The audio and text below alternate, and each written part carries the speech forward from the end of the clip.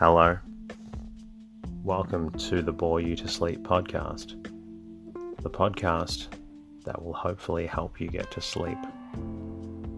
I am going to read an open source book, one that is not particularly interesting, but one that is hopefully boring enough to get you to sleep.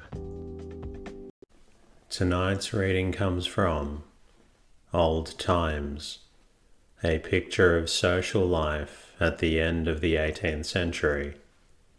The story is written by John Ashton and published in 1885. My name is Teddy, and I aim to help people everywhere get a good night's rest. Sleep is so important, and my mission is to help you get the rest that you need. The podcast is designed to play in the background while you slowly fall asleep. Thank you to everybody who shared their words of gratitude with me during the week. To all Spotify listeners, thank you for continuing to respond to the Q&A and letting me know what you thought about the episode of your choice.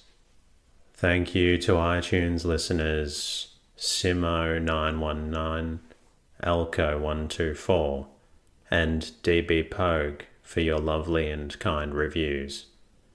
Thank you also to the listeners who reached out via the boreyoutosleep.com website. Thank you to Rooney. I'm extremely humbled to know how much the podcast helps you.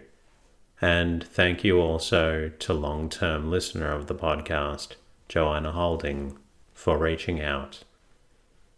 As always, thank you to all the patrons and supporters that continue to support the show.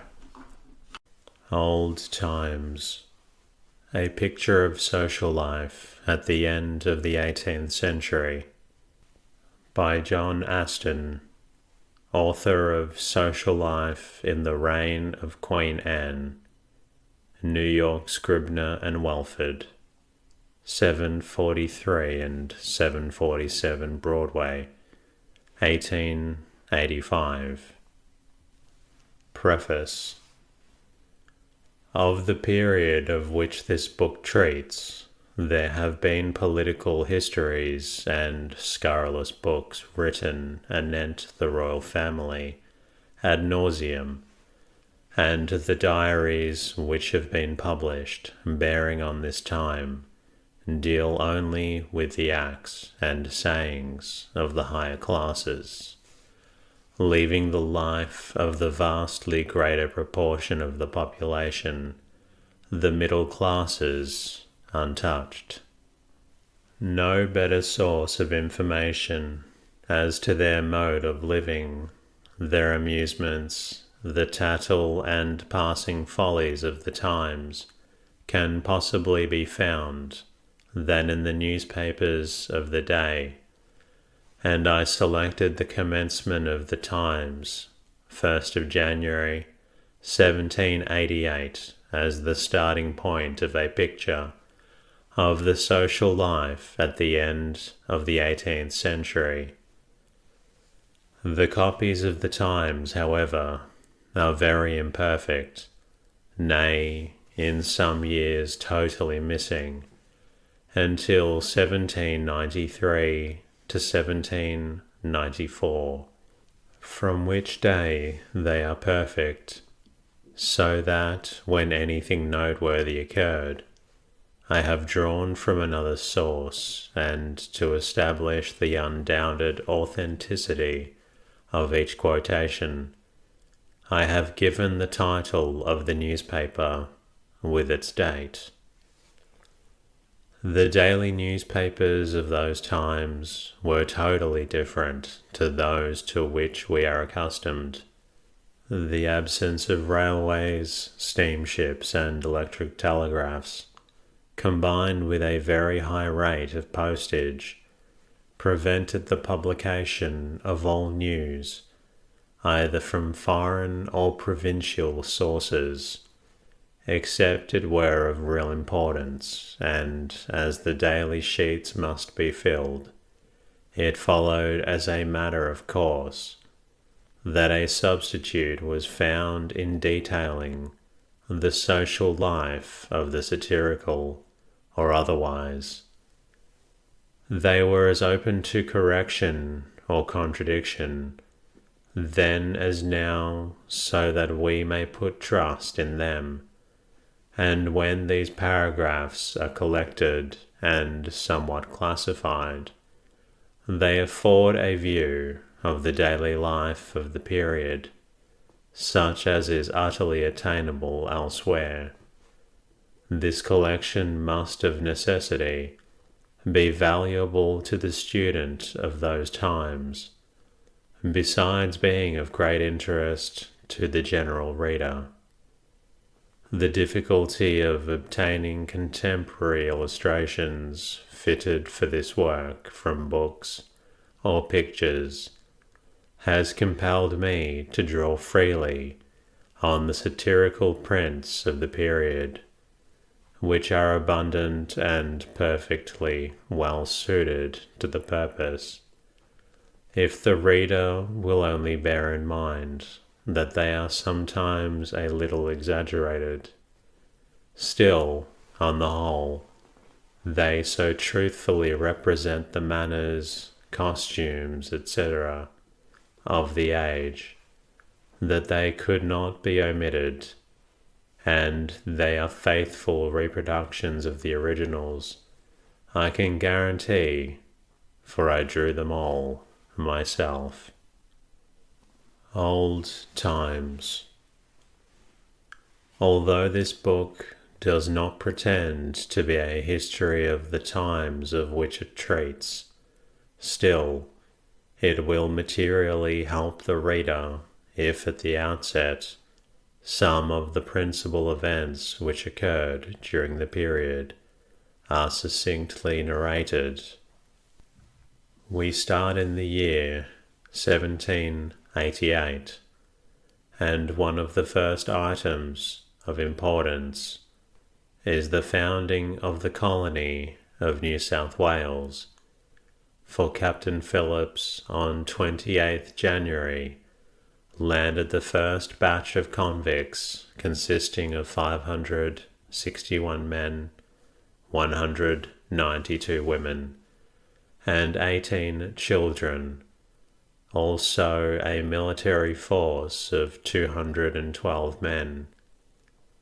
As soon as they were all on shore, Phillips ordered the King's commission to be read, and assumed the office of governor. Such was the modest foundation of our great Australian Empire. On the same day at home, Lord George Cordon, a Protestant rioting memory, was brought before the judges of the King's Bench to receive sentence on 2 libels, one against the Queen of France, and another on the criminal justice of the country. His sentence for the former was 3 years' imprisonment, for the latter 2 years, to pay a fine of £500, and fine security for his good behaviour for 14 years. He fled to Holland, was arrested, brought back, and lodged in Newgate. He did not live to regain his liberty, but death set him free 1st of November, 1793. An all-absorbing topic of conversation in this year was the trial of Warren Hastings for his conduct whilst Governor-General of Bengal. The trial commenced on 13th of February, and it took place in Westminster Hall, which was fitted up with a throne and canopy, having the woolsack for the Lord Chancellor in front. On either side, the throne was a private box, one for the use of the King, the other for the Queen, The king never used either throne or box, but when he went to the trial, he went incognito. There were seats covered with green baize for the accommodation of members of the House of Commons, but all the rest of the hall was glowing with red baize. Boxes were also provided for the ambassadors and corps diplomatic. The grand show commenced at 11 a.m. with the entrance of the committee appointed to manage the impeachment, all of them in full dress, followed by Burke, who headed the members of the House of Commons. Hardly had they taken their seats when a buzz of excitement filled the hall, for no one less than the Queen, attended by all her daughters, entered. She did not go to the royal box, but sat in part of the Duke of Newcastle's gallery. This attracted the attention of all, until the coming in of the peers, including the judges and the bishops, the string of dukes being closed by the Prince of Wales as Duke of Cornwall, and the Dukes of York, Gloucester and Cumberland. Lord Thurlow, the Lord Chancellor, came last. The peers all wore their robes and collars, the robes of the royal dukes being borne by pages. Then the Chancellor's mace-bearer cried, "Ois, ois, ois," and notified to all that Warren Hastings had come to take his trial, and that his accusers might come forth and make good their charges against him.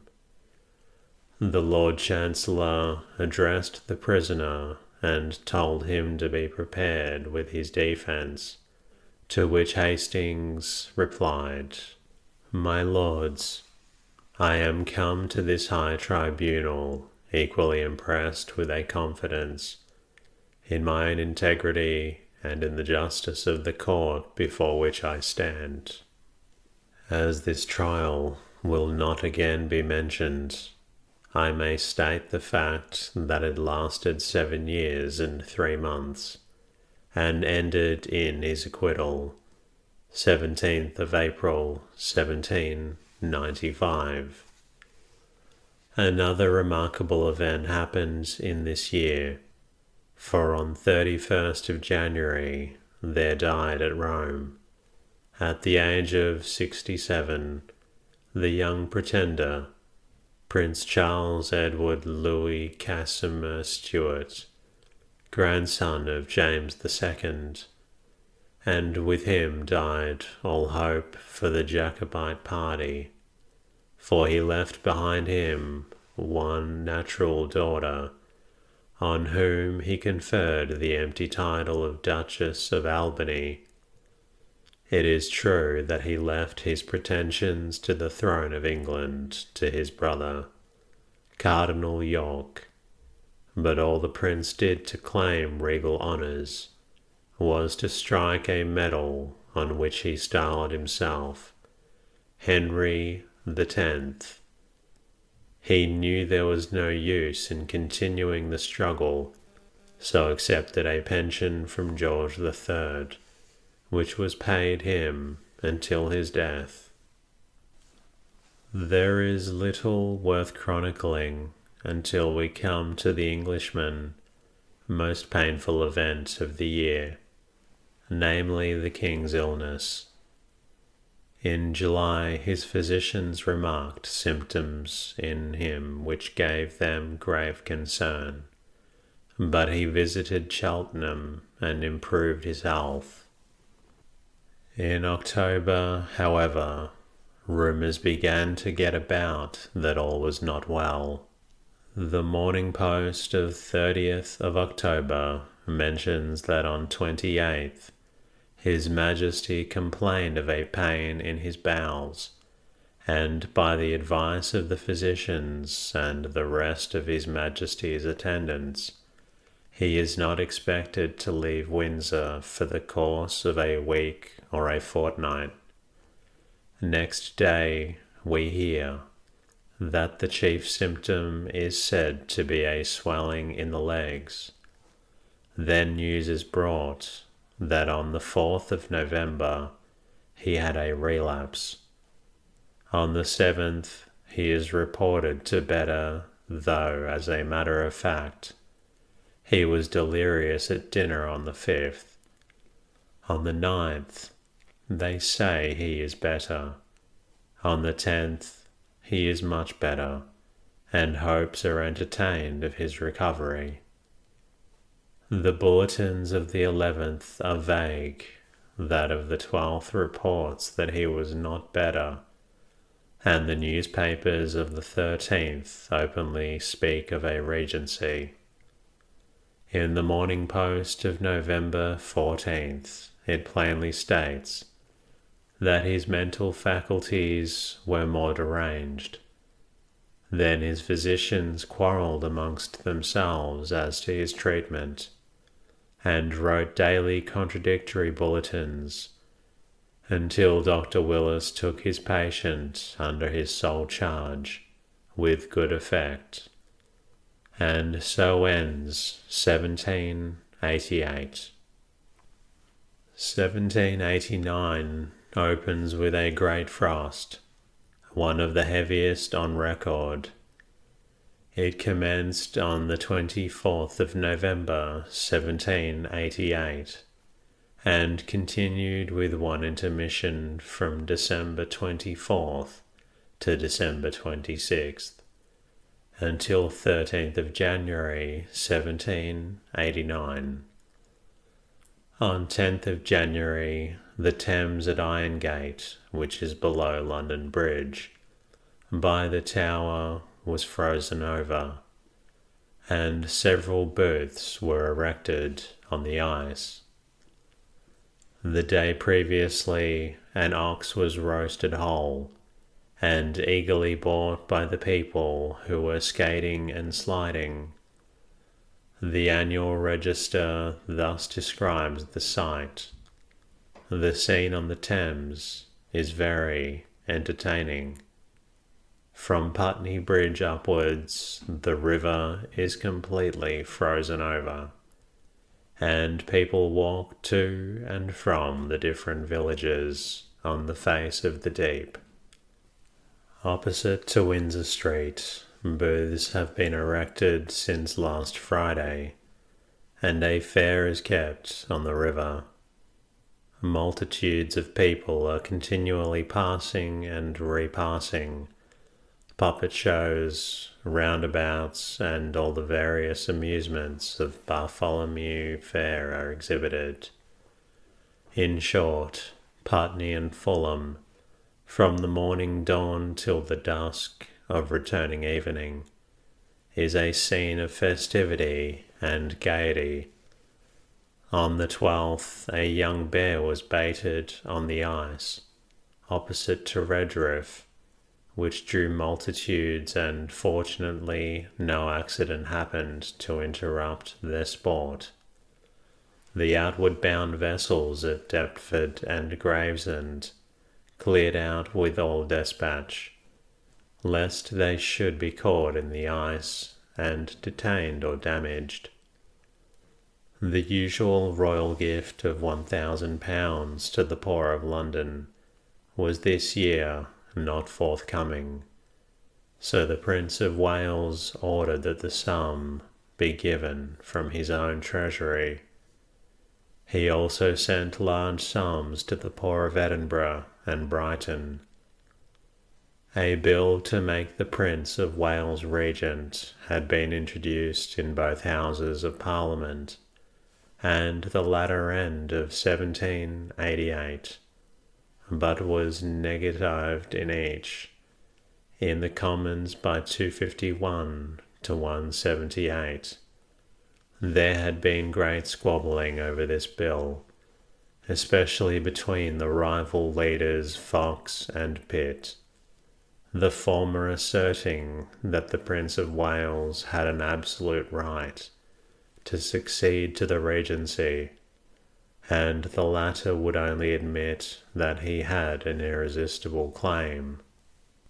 But the king did not get better, and something must be done, yet it was not thought fit to invest the Prince of Wales with altogether regal powers. There must be some limitation. Therefore Pitt wrote to His Royal Highness, detailing the plan intended to be pursued, which was that the Queen should have the care of the King's person and the disposition of the royal household, by which means she would enjoy the patronage of 400 places, amongst which were the offices of Lord Steward, Lord Chamberlain, and Master of the Horse. But the Prince should have no power of granting any office, reversion, or pension for any other term than during the King's pleasure, nor might he confer any peerage.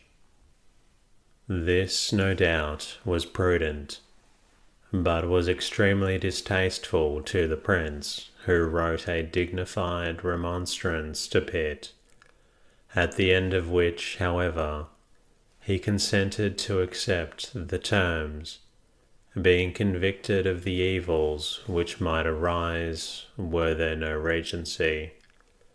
55 peers, together with the Dukes of York and Cumberland, signed a protest against the limitations, but the Commons cared but little for it.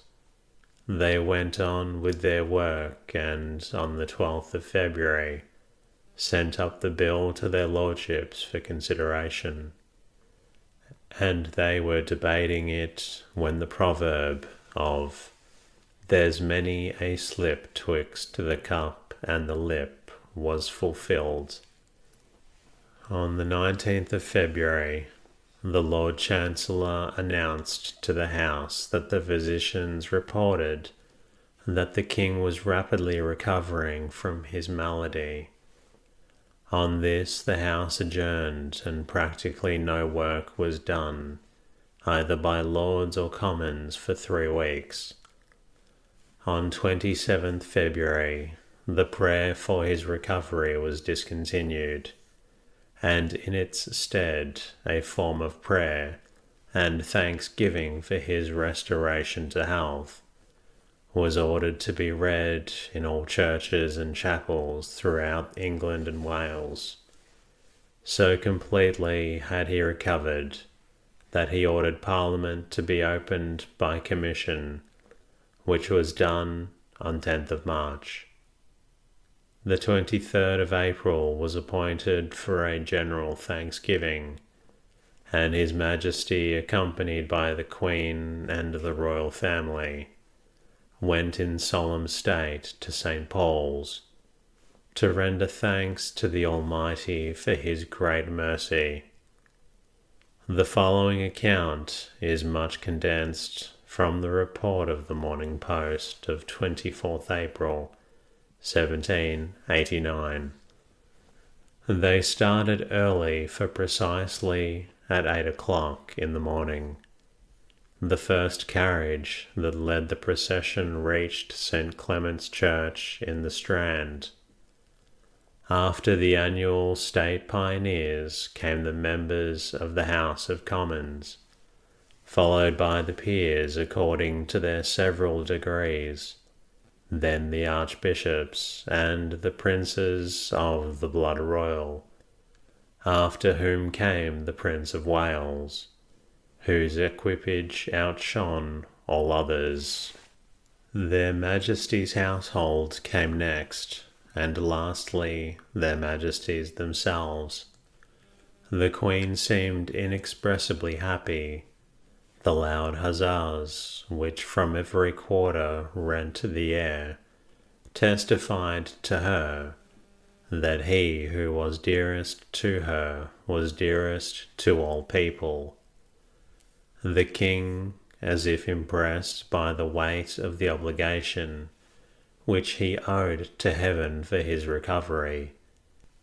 His Majesty appeared to be much reduced in point of size, but he looked as if in perfect health.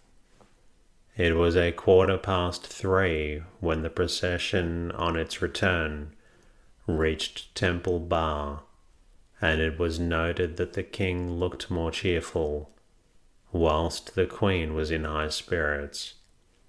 London was, of course, brilliantly illuminated at night. This is the principal event of the year, and with it we will close 1789. As far as England and its social economy is concerned, 1790 is very barren. In France, there was the commencement of that dreadful revolution which terrorized all Europe. Yet, strangely enough, all allusion to France was omitted in the royal speeches to Parliament, either on 21st January or 26th November. The Navy sadly wanted manning, so much so that a proclamation was issued for encouraging seamen and landsmen to enter themselves on board His Majesty's ships of war. The officers on foreign stations should join their respective corps, and recalling and prohibiting seamen from serving foreign princes and states. This was all very well, for the fleet was in urgent need of them, owing to the number of ships being put in commission and being ordered to be ready for sea with the greatest expedition. For instance, Woolwich, Chatham, and Sheerness. How should we feel if some day, in reading our morning paper, we should come across such a passage as the following: "A very hot press took place in the River Thames, and at all the outports. Would you like to know what a hot press means? Then learn from the following excerpts from the St. James Chronicle, May 4th to 6th, 1790. The report of the number pressed in the river on Tuesday night was delivered to the Lords of the Admiralty yesterday morning, which amounted to about 1,500 taken in Wapping and in Southwark, more than 600 amounting in the whole to upwards of 2,100 men, besides those at the different seaport towns, reports of which were not received. 4 tenders went down the river yesterday morning, crowded with impressed men, to be shipped on a board vessel of war, lying in Long Reach, ready to receive them. The same tenders were expected up again with the return of the tide, upon the same errand. Extract of a letter from Chatham, May 5th. Yesterday morning, between 6 and 7 o'clock, an express arrived from the Lords of the Admiralty to Commodore Paisley, at this port containing impress warrants. Accordingly, a great press commenced about 12 o'clock last night, both in this town, Rochester, and on the River Medway, when many persons were taken, 4 of whom were lodged in the guardhouse in the yard, and this morning sent on the board Scipio of 64 guns, lying as guardship at this port, and commanded by Commodore Paisley. A great press likewise commenced last night at Sheerness. This then was a hot press, but very little was ever said about it, except a passing notice. The impressed men themselves accepted their fate as inevitable, And according to the testimony of an old seaman whom I once knew, himself a pressed man, he assured me that after the first shock was over, they set to work with a will and did their duty as well as the volunteers. They were supposed to be exceptions, such as apprentices who were exempt, but I fear, when once in the hands of the pescaging, it was a very poor chance that anyone was getting off. A social note worthy of being recorded in this year was that a man named John Frith, lieutenant of the 2nd Battalion of Royals, threw a stone at His Majesty's coach. He seems to have done no harm and was evidently a lunatic, for no one in their senses would have endeavoured to injure a king, who was just then in the zenith of his popularity. That he was insane the jury thought, for on his trial of high treason on the 21st of May, he was acquitted as being of unsound mind, but he was put under safe watch and ward in Newgate, and only liberated on 11th December 1791, on bail being given to take proper care of him. The year 1791 is remarkable for its uneventfulness, nothing of national importance occurring during the 12th month. Impressments still went on, as we see by the St. James Chronicle, April 16th to 19th. Friday night the press in the Thames and on both sides of the river was the warmest that it had been all since press warrants were last issued. No fewer than 11 galleys were rowing about between London Bridge and Deptford.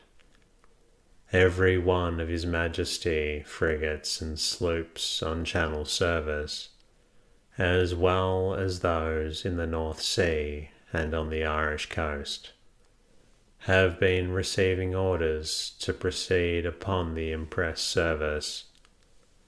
The smaller vessels, as soon as they have procured 40 seamen each, are delivered them over receiving ships at Spithead and the Nore. In 1787, a society was formed in England having for its object the suppression of slavery, under the auspices of Granville Sharp Clarkson and others, and Mr. Wilberforce. On the 18th of April, 1791, the House of Commons resolved itself into a committee. The consider of Wilberforce made an eloquent speech, in which he depicted the horrors of trade. He mentioned many cruelties which had passed unpunished. 1792 opened, as we would fain. We would have our financial years open nowadays with an increase of revenue over the preceding year of £300,000, and a surplus of more than £900,000, besides paying the annual million in reduction of the national debt. Pitt repealed £200,000 of burdensome taxes, added following figures. In 1783 the exports were valued at £14,741 million, and in 1791 they had risen to £20 million. On 2nd of April, the House of Commons being in committee, Mr. Wilberforce again brought forward the question of the trade, and after an eloquent speech, wound up with a motion that was welcomed by all. And that concludes tonight's readings. I hope you've enjoyed listening to this story, and I also hope that you're feeling a little drowsy. Until next time.